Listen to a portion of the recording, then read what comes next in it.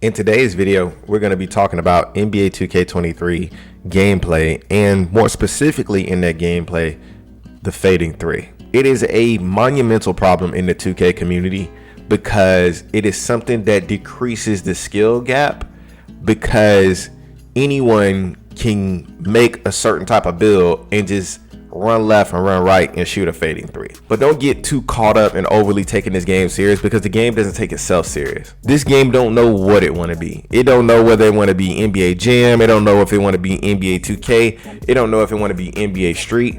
And that's fine if it wants to be all of those modes at one time. But then even with those particular games, they adhere to certain consistent rules. The shot worth 20K. Look at this trash. First of all, there's a whole bunch that's wrong with this clip. Well, I don't even want to watch this shit anymore, but I gotta talk about it. So I say too, guys, just because you never played basketball professionally, just because you don't play 2K professionally, don't mean you don't know what the fuck you talking about. That's just not true. Anybody that's been playing this game as long as I've been playing this game, that has had extensive knowledge of not only playing in the park, but playing in the rec as well, knows it doesn't matter if you have on pick dodger or not. You play sides. The minute that person sets that pick there, or even tries to get in position to come affect the play, both players have to be in sync mentally. You either have to be communicating or be in sync mentally. These motherfuckers just gave up $20,000 over some bullshit. When this shit come, whatever side you're on, stay there. That's how this works. Because they're not shooting threes. I don't give a damn if they get the twos. They're not shooting threes at all. That's how, if you really want to take that shit serious, that's how you play it. When the pick came up, the little guy, he should have stayed his ass over there to the left. You stay your ass over here to the right. Let him figure out, make the ball handler, force him into a decision where he feels the need to have to figure out where he's gonna go. But make sure that when he's looking at that pick to try to use it, whether it's a moving screen or if it's a pick, make sure that mentally he's looking at both sides as a threat to either picking up the ball or getting the ball stolen, or having to hunt and try to find a difficult shot or harder shot than just getting to the corner or getting anywhere wide open to fade for three. When the game's on the line, you're not going for steals, but you know that if you play basketball, you know that. See, in 2K, you can get away with so much bullshit that it doesn't force you always to use basketball knowledge to understand simple things within the game. When the game is on the line, you do not gamble. You play the space. You play the space and you force them to take the hardest shot on the floor. That's what you do. These guys didn't do that. League players. League. I've been playing this fucking game for free for years, and even I wouldn't do some shit like that with $20,000 on the goddamn line. And yes, we all make mistakes, but it's $20,000 on the line. When you don't make that mistake, when you got principles in your mind that stick because you played basketball, you do not gamble on the last play.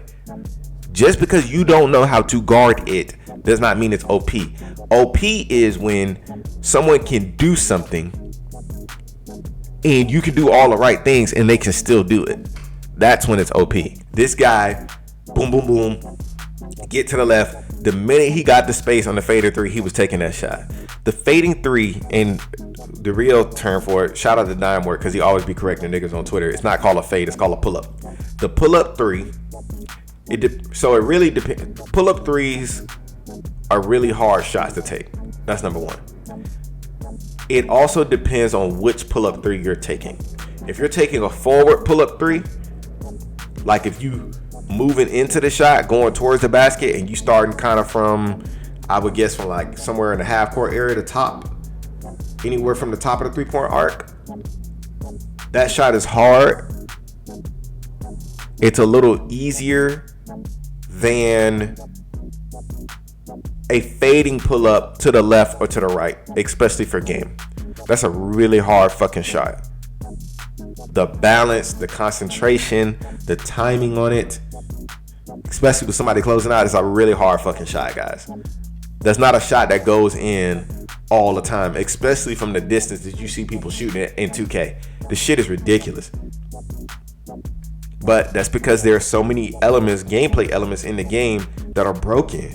There's a lot of broken elements in the game. We don't need stuns in the game to beat people off the dribble. If you can't beat your man with your dribble without a stun, your ass can't dribble. Newsflash, you can't dribble.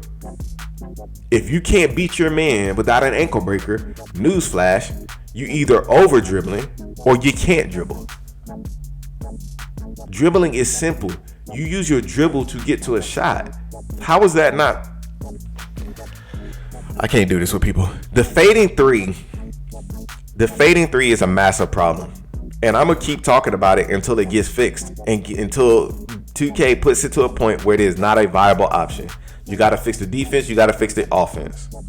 When a person makes a defensive mistake, you cannot put things in the game, whether it be badges or mechanics, physics mechanics in the game, to allow a person to recover when they clearly make a mistake on defense. If you reach at the wrong time and somebody's going behind the back, all of this chase down artist bullshit that's happening in the game, and chase down blocking tomahawk dunks and shit like that people talking about rim running gonna be OP. You're gonna overreach. The space is gonna be there, and you're gonna get beat to the cup. That's how it works. It's not OP. Stay in front of your guy. Stay in front of him. It's one thing if y'all chest to chest the entire time and the nigga just jumping over top of you and just laying the ball up. We're not talking about that. We talking about you out of position. That's the beauty of basketball. It takes this much space to get a shot off. You've seen it time and time and time again. That's why the pump fake exists. If I give you a pump fake and you jump enough and you go past me, I'm going right up underneath those arms. Pump, duck in. And if ain't nobody there, that's a bucket. An NBA player more than likely is not missing that shot. That's why they're professionals. Especially a star player. They're not missing that. But in 2K, pump fake, you jumping for joy, and then I try to duck under and you still get a clean block. This is why this stupid ass fading three is even an option in the game to begin with, because people got tired of that shit. There's no accountability on defense. None. There's no accountability. But the fading three makes the game worse. Make the game accountable in all the other areas. Take this stupid ass fading three. It's fine to keep it in the game. If you look at my old clip here, check out my clip of 2K15. This is a fading three to beat the buzzer. I didn't take this shot because I wanted to take this shot. I took this shot because it was the only shot available. Understand, there's a difference. I didn't have time to set my feet. And this is a low percentage shot. I'm surprised I made it, even back then. But the reality is that this low percentage shot that I took out of desperation back then is literally become one of the most useful shots in the game nowadays. This shit's odd. It's odd. Because in 2K15, you did not see people shooting fades like this. And even if you look at 2K17, when you got somebody like Ticino, who really started to put himself on the scene in terms of being out there and getting all of these win streaks and all this kind of shit. Even then, with his build in particular, that still was a very tough shot to hit.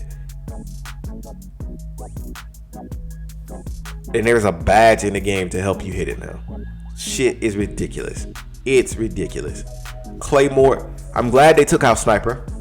Take out Pogo Stick. Take out Claymore. That's a stupid badge. Claymore is a stupid badge. You should not get a bonus for just sitting there. What about just timing your shot?